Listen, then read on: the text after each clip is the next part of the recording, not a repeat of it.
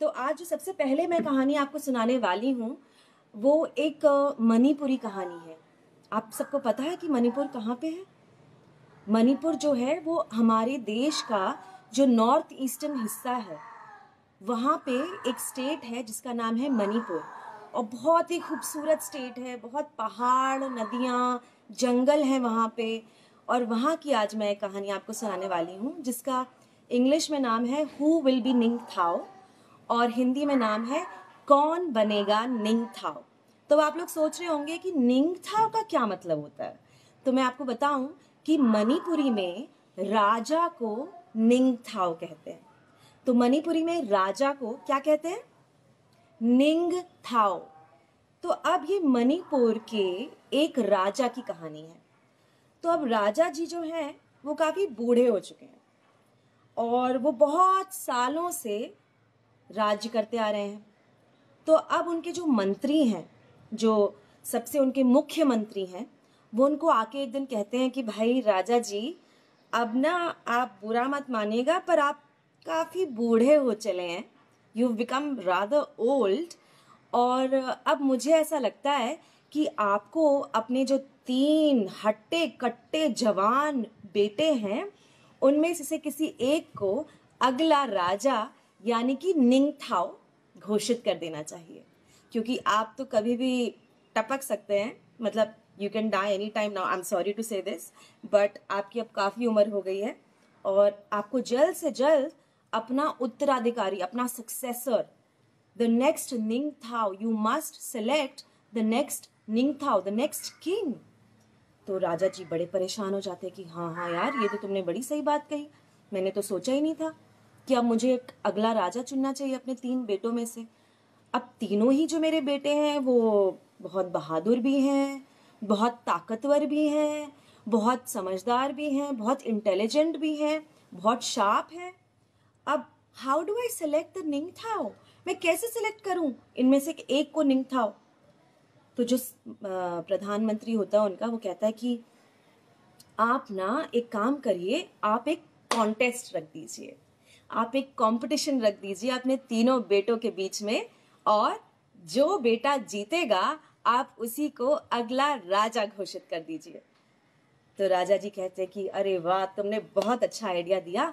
एक काम करते हैं, जो चौराहे पे बरगद का पेड़ है, there is a banyan tree at the town square, I will get all my 3 sons to contest a race from a starting point till the banyan tree, और जो भी उस banyan ट्री को सबसे पहले जाके छू लेगा उसी को हम राजा घोषित कर देंगे। तो पूरे गांव में ये अनाउंसमेंट हो जाता है कि भाई राजा जी अपना अगला उत्तराधिकारी चुनने वाले हैं। बरगद के पेड़ को जो सबसे पहले जाके छू लेगा तीनों बेटों में से, वही अगला राजा बनेगा, अगला निंगथाओ बनेगा।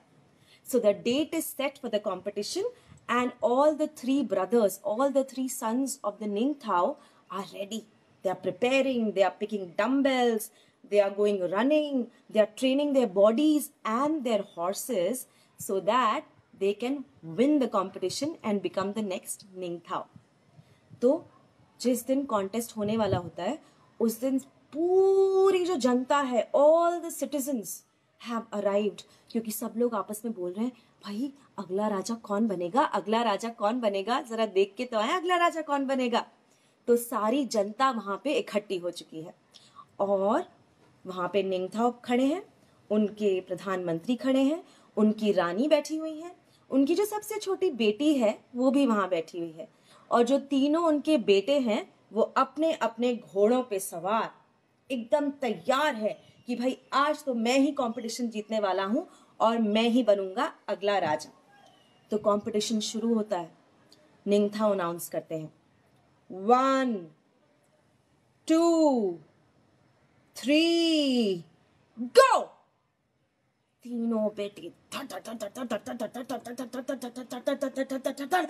घोड़े पे भागते हुए पहुंचते हैं बरगद के पेड़ के पास। सारी जनता कह रही है ये कमान कमान, कौन जीतेगा, कौन जीतेगा, हमारा अगला निंगथाओ कौन होगा। और क्या देखते हैं कि तीनों जो बेटे हैं वो एक साथ बरगद के पेड़ पर पहुंच गए। All three sons touched the banyan tree at the exact same moment. अब निंगथाओ बड़े परेशान, किसको बनाऊं अगला राजा? ये तो तीनों मेरे बेटे एक साथ banyan ट्री तक पहुंच गए, मेरा तो पूरा प्लान चौपट हो गया, अब मैं क्या करूं? तो प्रधानमंत्री उनके कान में कुछ खुसफुसाते हैं।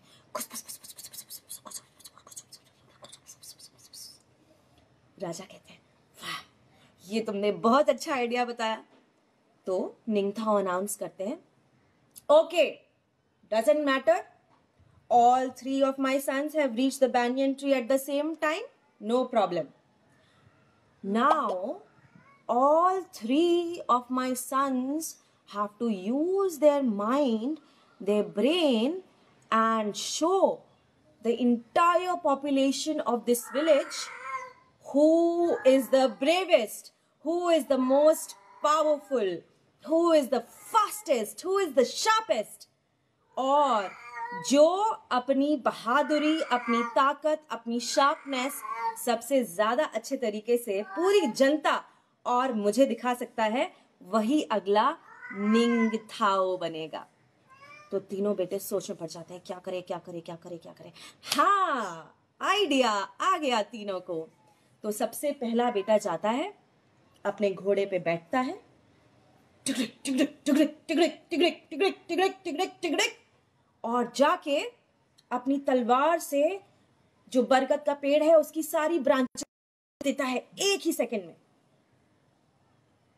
सब लोगों के सामने झुकता है, सब लोग ताली बजाते हैं, वाह वाह वाह वाह वाह वाह वाह वाह, बहादुरी और ताकत का अद्भुत प्रदर्शन, what a brave son, what a brave son. जरूर यही निंगथाओ सब कहते हैं। अगला बेटा घोड़े पे सवार, तैयार, टिगड़िक टिगड़िक टिगड़िक टिगड़िक टिगड़िक टिगड़िक टिगड़िक टिगड़िक टिगड़िक कूदता है और अपनी तलवार से बरगद के पेड़ को काट के 2 हिस्सों में कर देता है। वाह वाह वाह वाह वाह वाह वाह वाह वाह वाह वाह वाह वाह, सो मच पावर। कितनी जल्दी उसने इतने बड़े मोटे बरगद के पेड़ को 2 हिस्सों में बीच से काट दिया। वाह, जरूर यही अगला निंगथाओ बनेगा, सब कहते हैं। अब तीसरे बेटे की बारी। तीसरा बेटा क्या करेगा? वो घोड़े पे बैठता है, टिगड़िक टिगड़िक टिगड़िक टिगड़िक टिगड़िक टिगड़िक टिगड़िक टिगड़िक, और बरगद के पेड़ को अपने हाथ में लेकर जड़ समेत जमीन से उखाड़ देता है। वाह, इतना ताकतवर, इतना बहादुर बेटा, जरूर यही अगला निंगथाओ बनेगा। अब सारी जनता सोच में पड़ जाती है। पहले बेटे ने सारी ब्रांचेस काट दी, दूसरे बेटे ने बरगद के पेड़ को बीच में से काट के 2 हिस्सों में कर दिया, तीसरे बेटे ने तो बरगद के पेड़ को जड़ से उखाड़ दिया। ये तो तीनों ही बेटे निंगथाओ बनने लायक हैं। राजा अब किसको अपना निंगथाओ बनाएगा? आपको क्या लगता है कौन सा बेटा सबसे बहादुर था? अब इस सब के बीच में जो राजा की बेटी होती है सबसे छोटी, सिर्फ 12 साल की, वो बहुत दुखी होती है, क्योंकि वो जो बरगद का पेड़ था ना, वो उसका सबसे पसंदीदा पेड़ था। She loved that banyan tree. She used to go to that banyan tree every day and feed all the birds, play with all the insects, watch all the butterflies, watch the snakes and the spiders. She used to love that banyan tree a lot. और अब वो banyan tree जड़ से उखड़ा हुआ जमीन पर पड़ा था। All the birds, all the butterflies, all the insects, all the reptiles, all the small animals that lived on that banyan tree were homeless. Their home was gone. They all surrounded the little girl, and she was sitting there crying, hugging the banyan tree, and hugging, caressing all the little birds, butterflies, insects, reptiles that had gathered around her.